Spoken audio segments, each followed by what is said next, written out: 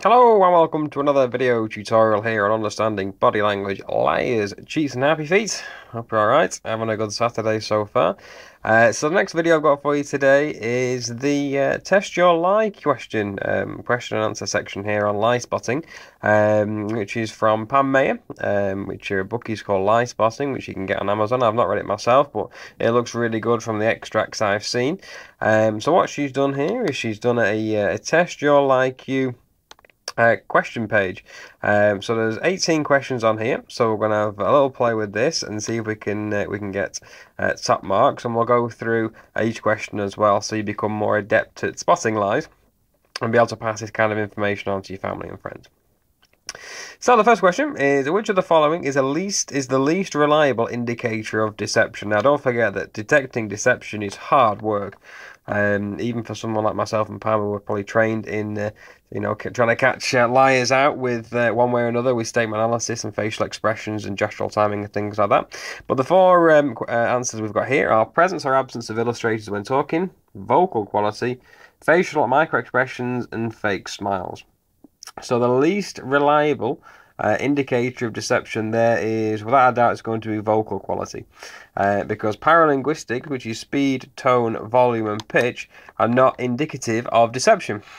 Because we can raise our voice, we can alter the pitch, the tone, the speed, depending on any given emotion we feel, not necessarily with deception. Microexpressions are a great way of trying to spot deception because they're an indicator of concealed emotion. Fake smiles, don't read too much into those. They are not associated or indicative of deception. And the presence or absence of illustrators when talking, that's not true. If there was presence of manipulators or adapters, then there might be an indicator of deception, but not illustrators. Illustrators are good, reliable signs of honesty, not deception.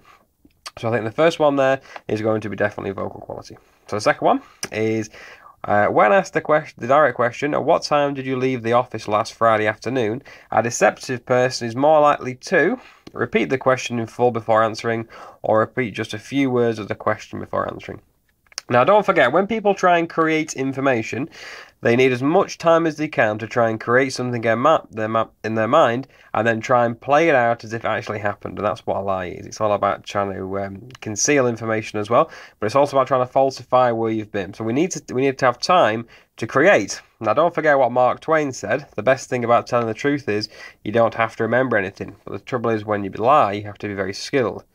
So that one there is repeat the question in full, because you'll need as much time as you can to try and create. And in those 3 or 4 seconds it'll take you longer to say that, that might be enough time to think of an answer and then say it confidently enough to try and stop the suspicions occurring. So that's a good answer. That's why repeat the question in full is a good way.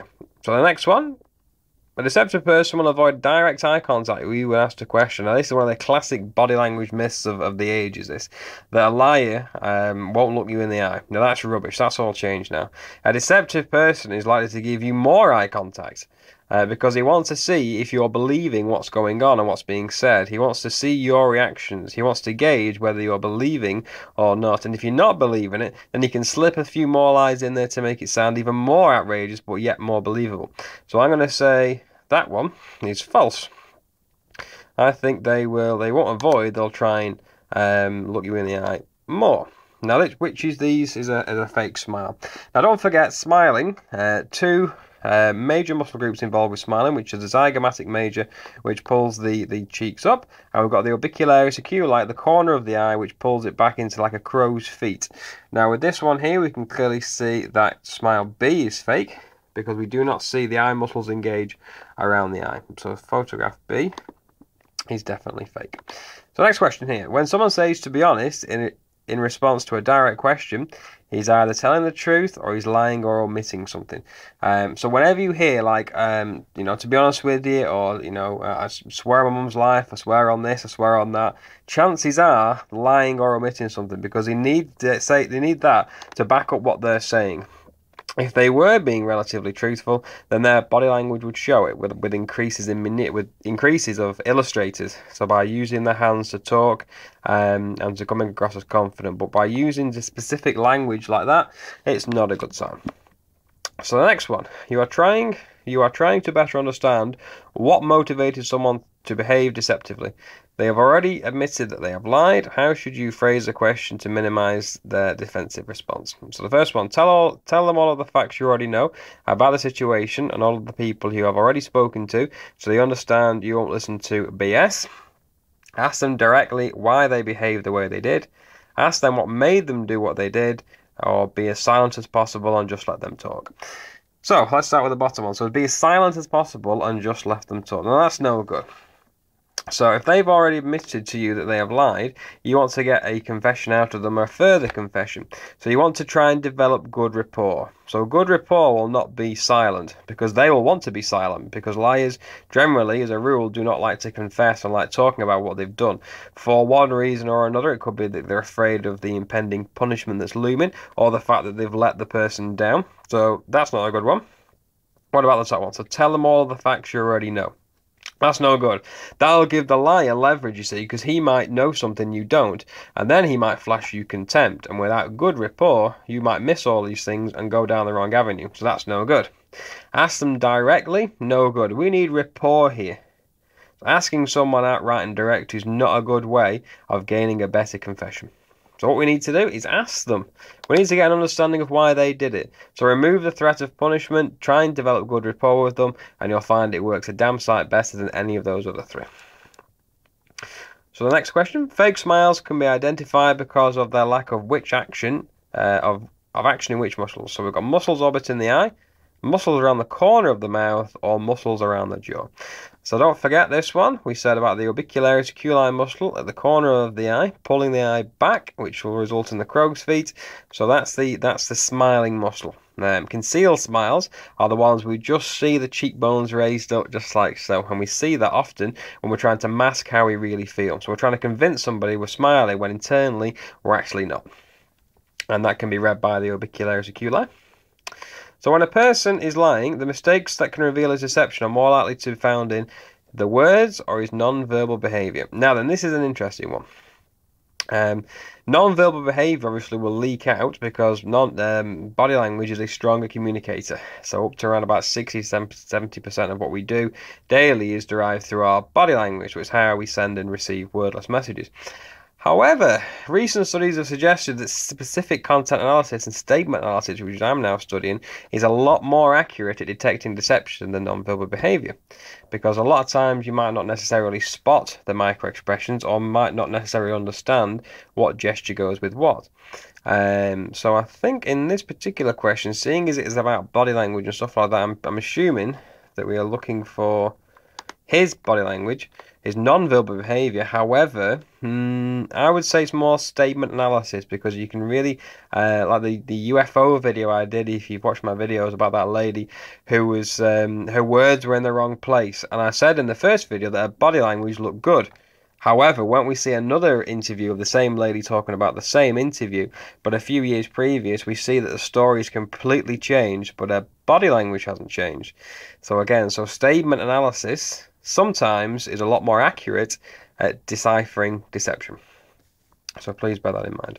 So next one, which of these 7 primary emotions are expressed with the same facial expressions worldwide? So we've got fear, sadness, disgust, happiness, contempt, surprise, and anger. So we've got all the ones here. We've got all of the above: none, sadness and fear, anger and contempt. Well, that one's all of them, because that's our 7 micro-expressions we can flash. Now, don't forget, we have 43 muscles of the face, capable of creating around about 10,000 different facial expressions, according to Dr. Paul Ekman. And these are the 7 micro-expressions you will flash worldwide, no matter about your age, race, gender, demographic value. Will always flash this. So no matter where you're sitting now, people in the indigenous tribes of Papua New Guinea will still flash these 7 micro-expressions when they feel any one of those particular expressions or feelings. So bear that in mind. So we're going to go all of the above with that one. Next one. People telling a lie will involuntarily blink more than they do when they're telling the truth. Now, is that true or false? That one is definitely true.